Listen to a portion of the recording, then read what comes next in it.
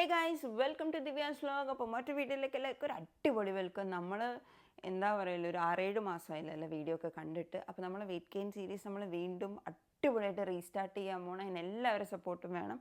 ഇതുവരെയ്ക്കും തന്ന സപ്പോർട്ട് പോലെ എല്ലാവരും തീർച്ചയായിട്ടും എന്നെ സപ്പോർട്ട് ചെയ്യണം. അപ്പോൾ ഈ സീരീസ് തുടങ്ങുന്നതിന് മുന്നേ നമ്മൾ നേരത്തെ ഒരു വർഷത്തിന് മുന്നേ ഇട്ട ഒരു വീഡിയോയിൽ ഒരു ചെറിയൊരു ക്ലാരിഫിക്കേഷൻ ഉണ്ട്.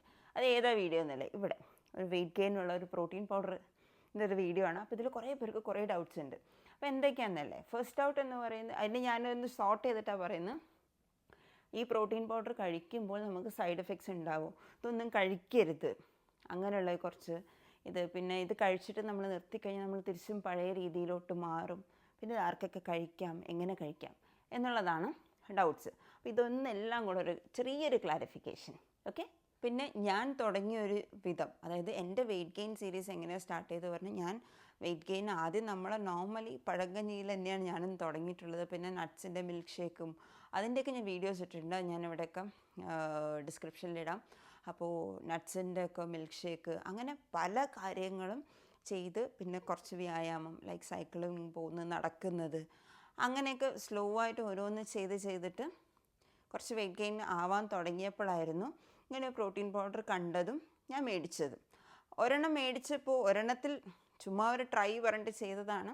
ഒന്ന് മേടിച്ചപ്പോൾ എനിക്കത് വർക്കൗട്ടായി. അങ്ങനെ 2, 3, 4ാമത്തെ ബോട്ടിലായപ്പോഴാണ് ഞാൻ നിങ്ങൾക്കും കൂടെയൊക്കെ അത് പരിചയപ്പെടുത്താം, ബിക്കോസ് എനിക്കത് വർക്കായി, നിങ്ങൾ ആർക്കെങ്കിലും അത് ഗുണം ചെയ്യണമെങ്കിൽ ആയിക്കോട്ടെ പറഞ്ഞിട്ടാണ് ഞാൻ അങ്ങനെ ഒരു വീഡിയോ ചെയ്തത്. ആർക്കൊക്കെ കൊടുക്കണം, ഓക്കെ, കുട്ടികൾക്ക് കൊടുക്കണ്ട, അതായത് എന്താ പറയില്ല, അവർക്ക് ഇങ്ങനത്തെ സാധനങ്ങളൊന്നും കൊടുക്കണ്ട. ഓർഗാനിക്കായിട്ട് എന്തൊക്കെ ചെയ്യാൻ പറ്റുമോ അത് ചെയ്താൽ മതി. വാരി വലിച്ച് ഭക്ഷണം കൊടുക്കുന്ന അങ്ങനെയൊന്നും വേണ്ട. അവർ ആരോഗ്യത്തോടെ ഉണ്ടെങ്കിൽ തന്നെ മതി. ഇതിൽ തടിയൊന്നും വലിയ മാറ്ററൊന്നുമല്ല. പിന്നെ ഒരുപാട് വലുതായി തടിച്ചിട്ട് പിന്നെ തിരിച്ചും 0 സൈസ് ആവാൻ വേണ്ടിയിട്ടല്ലേ നോക്കുന്നത്. അതുകൊണ്ട് തടി ഒരു മാറ്ററല്ല. കുട്ടികളുടെ കാര്യം ഇതിൽ ഇൻവോൾവ് ചെയ്യേണ്ട, അവർക്ക് കൊടുക്കണ്ട. പിന്നെ ഇത് കഴിച്ചു കഴിഞ്ഞാൽ നമ്മൾക്ക് എന്താ പറയുക, സൈഡ് എഫക്ട്സ് ഉണ്ടാവുമോ എന്നൊക്കെ ചോദിക്കുന്നത്. അങ്ങനെ എനിക്ക് വന്നിട്ടില്ല. എനിക്ക് മറ്റുള്ളവരുടെ കാര്യം അറിയില്ല, അപ്പോൾ എനിക്ക് വന്നിട്ടില്ല. അപ്പോൾ ഞാൻ ഒരു 1.5 വർഷമായി ഇത് സ്റ്റോപ്പ് ചെയ്തിട്ട്. ഞാൻ 4 ബോട്ടിലേ കഴിച്ചില്ല. എനിക്ക് 4 ബോട്ടിൽ നല്ല സാറ്റിസ്ഫൈഡ് ആയിട്ടുള്ളൊരു റിസൾട്ട് വന്നതുകൊണ്ട് ഓക്കെ, ഇത് മതി.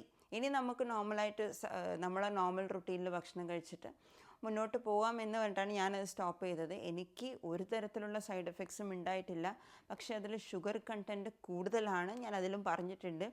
ഒരു ദിവസം 3 സ്കൂപ്പ് കഴിക്കാനാണ് അതിൽ റെക്കമെൻഡ് ചെയ്യുന്നത്. പക്ഷെ ഞാൻ 1 വെച്ചിട്ടാണ് കഴിച്ചത്. അപ്പോൾ 4 ബോട്ടിൽ 4 മാസമായിട്ടാണ് ഞാൻ കഴിച്ചത്.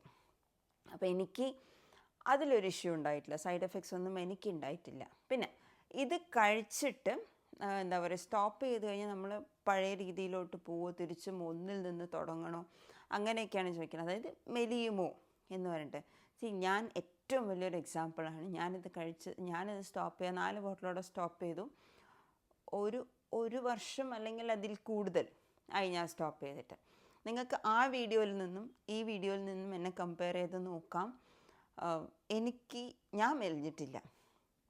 ഞാൻ അവിടെ നിന്ന് കുറച്ച് കൂടിയിട്ടേ ഉള്ളൂ. ഇപ്പം ഞാൻ 54 to 55 കിലോയിലാണ് ഞാൻ നിൽക്കുന്നത്. സോ എനിക്കത് മതി എന്ന് തോന്നി.